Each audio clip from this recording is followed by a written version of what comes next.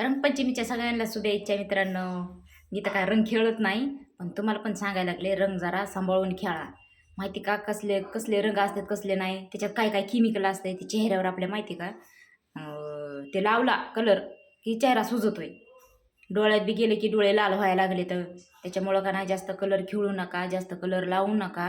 जितका लावायचा तितकाच लावा, लय लावू नका कलर. जे बी माहिती का कोरड्यात बी काहीतरी निघलंय केमिकल, त्याच्यामुळं जास्त कलर लावूच नका. डोळे सांभाळा, डोळ्यात कलर जाऊ नये अशा पद्धतीने खेळा कलर. आता माझे पण लेकरं गेले तर खेळायला बाहेर, कलर त्यांना सांगितलंय मी अजिबात कलर जास्त खेळायचा नाही, डोळे सांभाळा म्हणून.